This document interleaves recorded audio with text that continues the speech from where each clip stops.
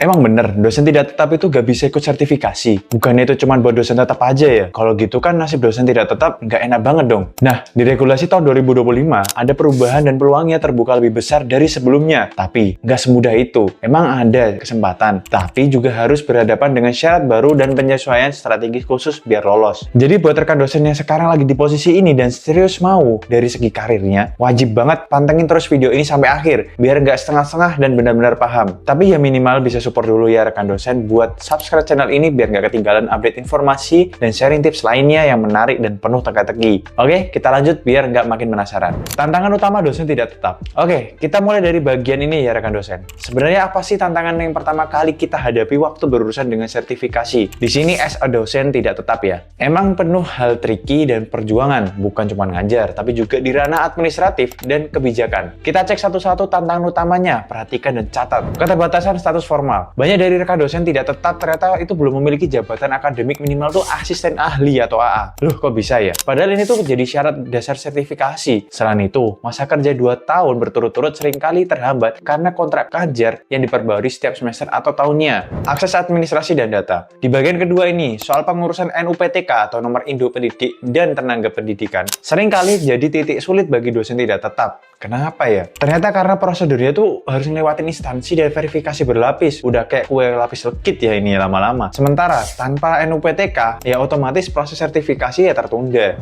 Beban kerja multitasking. Karena mengajar di beberapa kampus sekaligus dalam kurun waktu dekat atau bekerja di luar kampus, fokus dan waktu untuk menyiapkan dokumen sertifikasi, portofolio tridharma, atau publikasi sering kebagi-bagi. Jadi kepecah semuanya rekan dosen. Kurangnya pendampingan resmi. Part terakhir ini, beberapa rekan dosen yang tidak tetap jarang mendapatkan sosialisasi atau bimbingan formal dari kampus induk. Padahal, proses sertifikasi sendiri itu memerlukan pemahaman teknis yang cukup mendalam, mulai dari titik verifikasi sister sampai ke evaluasi di dikti. Sebentar kan dosen, nggak perlu khawatir atau bingung, kenapa jadi kayak gini ya? Ada kabar baik di tahun ini, kalau beberapa kebijakan mulai berpihak pada dosen tidak tetap. Nah, lumayan kan manfaatin momen yang jarang muncul gini. Regulasi baru ngebuat proses sertifikasi jadi lebih terbuka dan fleksibel. Kita lanjut biar makin penasaran. Update kebijakan sertifikasi. Rekan dosen kalau kita tarik ulur ke belakang atau ke masa sebelumnya, dulu sertifikasi itu rasanya tuh kayak tembok tinggi gitu bagi dosen tidak tetap. Tapi sekarang sebagian besar hambatannya tuh udah mulai kebuka lewat kebijakan baru ini. Apa ya yang ngebuat skema ini bisa berubah? Kita cek satu-satu. Penyederhanaan syarat administratif. Berdasarkan keputusan Dirjen Dikti nomor 53/B/KPT tahun 2025, di dalamnya terlampirkan kalau 2 tes utama yaitu TKDA dan TKBI resmi dihapus. Jadi sekarang fokus evaluasi itu lebih ke menitikberatkan ke rekam jejak tridharma dan konsistensi kinerja akademik di sister. Syarat utama peserta sertifikasi. Rekan dosen tetap atau tidak tetap sekaligus sekarang semua bisa ikut sertifikasi selama memenuhi 3 hal ini ya. Punya NUPTK, punya jabatan akademik minimal banget nih AA, dan udah pernah kerja dalam 2 tahun. Tapi secara berturut-turut mulai sejak pengangkatan fungsional. Nah, udah mulai paham kan? Peluang dosen tidak tetap. Kesempatan terbuka luas nih rekan dosen, terutama bagi dosen yang ambis banget nih atau aktif dalam hal berkontribusi plus punya kinerja tridharma terlapor dengan baik. Tapi soal umur emang agak riskan nih ya rekan dosen. Tetap dibatasi di bawah 65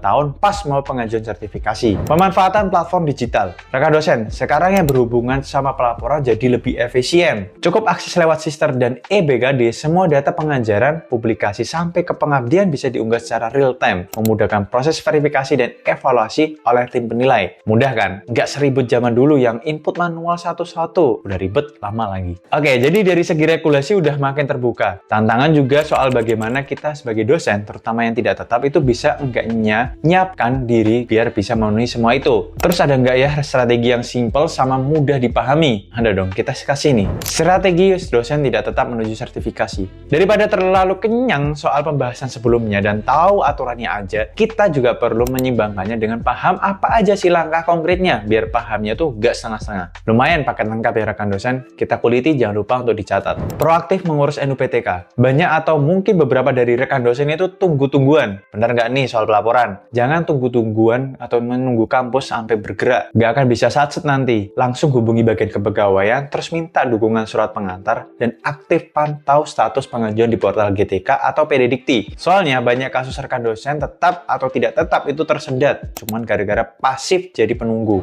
Fokus naikin jabatan akademik. Nah, targetin jabatan AA secepatnya rekan dosen dengan perluas kegiatan tridharma. Buktikan dengan membuat publikasi publikasi ilmiah, ikut serta dalam penelitian kolaboratif, dan pastikan kegiatan pengajaran terdokumentasi dengan baik di Sister. Manfaatkan pelatihan resmi. Rekan dosen perlu kita tahu sama-sama kalau Kemendikti-Saintek dan banyak dari kampus sekarang itu nyediain pelatihan prasertifikasi, termasuk workshop portofolio Tridharma dan coaching sertifikasi. Gunain kesempatan kayak gini nih untuk memahami format dan dokumen yang dibutuhkan. Bangun rekam jejak kerja digital. Ya kita udah pasti tahu ya soal ini, nggak cuma berlaku di dosen aja, tapi aspek lini pekerjaan juga akan meninggalkan rekam jejak digital untuk jadi portofolio. Di perkara soal dosen, bisa unggah semua bukti Tridharma secara rutin ke Sister, mulai dari RPS, publikasi kegiatan seminar, sampai ke pengabdian. Nah, semua data ini akan jadi bahan utama evaluasi ketika proses sertifikasi berlangsung. Oke, dengan nerapin beberapa aspek strategi itu semua, posisi dosen tidak tetap itu bisa membuktikan kalau profesional itu nggak tergantung pada status kepegawaian.